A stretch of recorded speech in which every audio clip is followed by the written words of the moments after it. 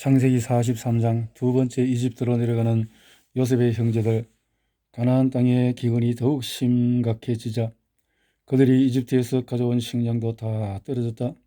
그래서 야곱이 아들들에게 가서 양식을 좀 더 사오느라 하자 유다가 이렇게 대답하였다.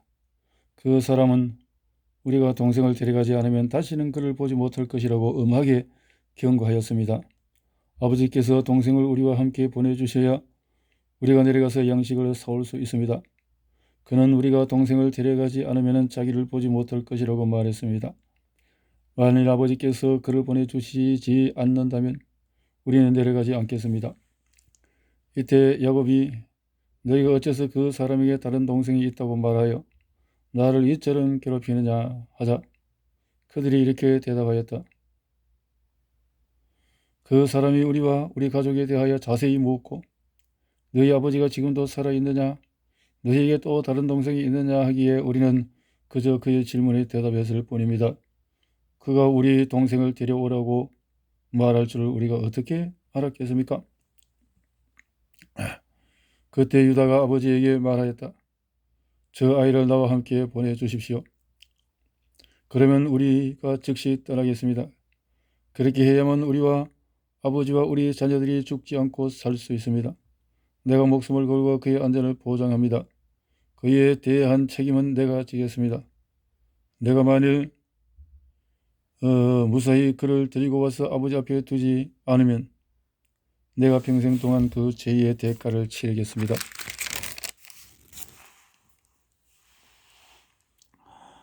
우리가 지체하지 않았다면 벌써 2번이나 갔다 왔을 것입니다.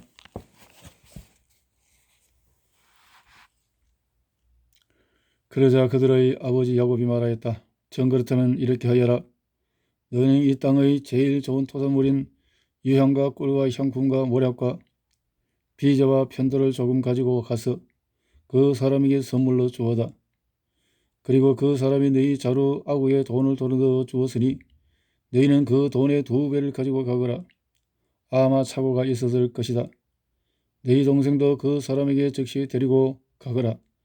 전능하신 하나님이 그 사람 앞에서 너희에게 자비를 베풀어 그가 시므온과 베냐민을 돌려보내기를 원할 뿐이다.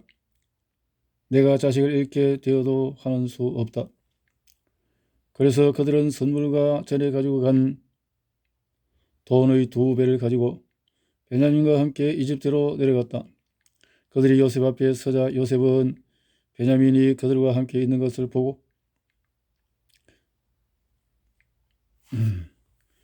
자기 집안 일을 맡은 하인에게 이 사람들을 내 집으로 안내하고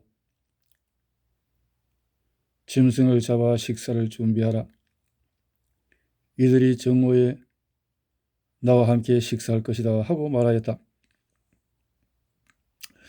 그래서 그 사람은 요셉이 시키는 대로 그들을 요셉의 집으로 안내하였다. 그러자 그들은 두려워하며 지난번 우리에게 자루에 들어있던 그 돈 때문에 우리가 여기에 끌려왔다. 그가 우리를 치고 달려들어 우리 나귀들을 빼앗고 우리를 노예로 삼으려고 하는 것이 틀림없다 하고 그 집 문 앞에서 요셉의 집안 일을 맡은 하인에게 말하였다. 우리가 지난번 이곳에 왔다가 양식을 사가지고 돌아가는 길에 하룻밤을 보내려고 머문 곳에서 자루를 풀어보니 우리 돈이 각자의 자구 아구에 그대로 있었습니다. 그래서 우리가 그 돈을 가지고 왔으며 또 양식을 살 다른 돈도 가지고 왔습니다. 우리는 누가 그 돈을 우리 자루에 넣었는지 모릅니다. 그때 그 하인이 대답하였다. 안심하시오. 두려워하지 마시오. 당신의 하나님 곧 당신들 아버지 하나님이 그 돈을 당신들의 자루에 넣어 주신 것입니다. 나는 이미 당신들의 돈을 받았습니다. 그리고서 그는 시므온을 그들에게 이끌어내고 그들을 요셉의 집으로 안내하여 그들에게 물을 주어 발을 씻게 하였으며 또 그들의 나귀에게도 먹이를 주었다. 그들은 거기서 요셉과 함께 식사를 한다는 말을 듣고 요셉이 정오에 도착하면 그에게 줄 선물을 챙겨 놓았다.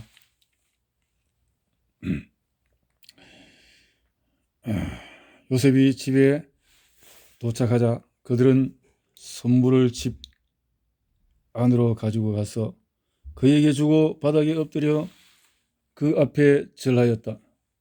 요셉이 그들의 안부를 물으며 너희가 말한 그 노인은 안녕하시냐? 그분이 아직 생존해 계시냐? 하자 그들이 우리 아버지는 지금까지 살아계시며 평안히 잘 있습니다 하며 머리를 숙여 절하였다. 요셉은 자기 친동생인 베냐민을 보고 이 사람이 너희가 나에게 말한 너희 막내 동생이냐 하고 묻고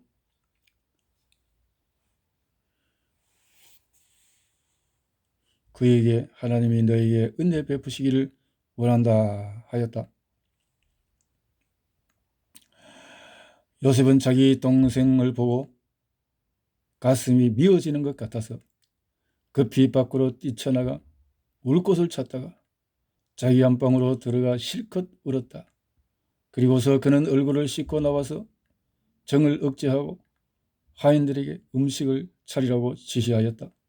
그러자 그들은 요셉과 그 형제들에게 따로따로 상을 차리고 또 거기서 먹는 이집트 사람에게도 상을 따로 차렸는데 이것은 이집트 사람들이 히브리 사람과 함께 먹는 것을 아주 싫어하였기 때문이었다.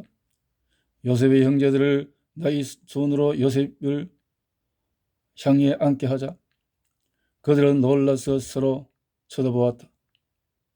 요셉은 자기 식탁에 있는 음식을 그들에게 주었으며 특별히 베냐민에게는 다른 사람보다 5배나 더 주었다. 이렇게 해서 그들은 요셉과 함께 마음껏 먹고 마셨다. 자,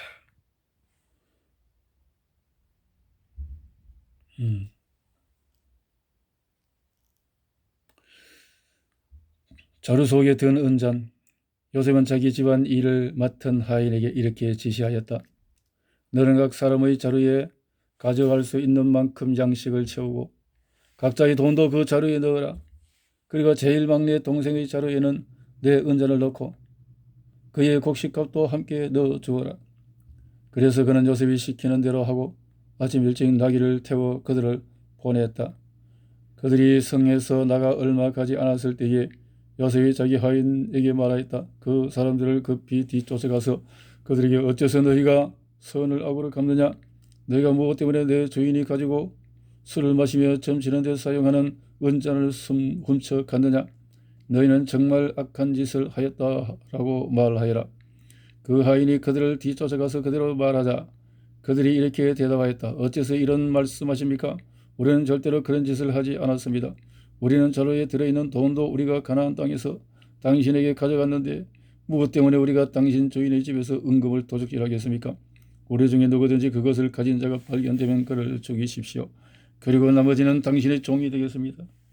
그때 그는 좋소. 그렇다면 당신들의 말대로 하겠소. 누가 그 은잔을 훔쳤든지 그 사람만 내 종이 될 것이며 나머지는 아무 죄가 없을 것이오 하였다. 그래서 그들이 각자 자루를 급히 땅에 내려 그것을 풀어놓자 그 하인이 장남부터 시작하여 막내 동생에 이르기까지 나의 손으로 샅샅이 뒤졌는데 그 잔이 베냐민의 자루에서 발견되었다. 이것을 본 형제들은 옷을 찢고 슬퍼하며 각자 짐을 나귀에 싣고 성으로 되돌아왔다. 유다와 그의 형제들은 요셉이 집에 이르렀을 때 요셉은 집에 그대로 있었다. 그들이 땅에 엎드려 그 앞에 절하자 요셉이 그들에게 말하였다. 너희가 어째서 이런 짓을 하였느냐? 나 같은 사람은 점으로 범인을 찾아낼 수 있다는 것을 몰랐느냐? 이때 유다가 대답하였다. 우리가 종리께 무슨 말을 할 수 있겠습니까? 우리가 무슨 변명을 하며 어떻게 우리의 무죄를 입증할 수 있겠습니까? 하나님이 우리 죄를 드러내셨으니 이제 우리와 이 잔이 발견된 자가 다 당신의 종이 되겠습니다. 그러자 요셉이 내가 그렇게 하지 않겠다. 잔을 훔쳐간 자만 내 종이 될 것이며 너희는 너희 아버지에게 평안히 돌아가거라 하자 유다가 그에게 가까이 가서 말하였다. 총리께서 한 말씀만 드리겠습니다. 총리께 제발 저에게 노하지 마십시오. 총리께서는 왕과 다름이 없습니다. 전에 총리께서 우리에게 너희는 아버지나 다른 형제가 있느냐 하고 물으셨습니다. 그래서 우리에게 나이 많은 아버지가 계시고 또 아버지가 노전에 낳은 어린 동생이 있는데 그의 형은 죽었고 그의 어머니가 낳은 아들 중에서 그만 남았으므로 아버지가 그를 무척 사랑합니다 하고 대답하였다.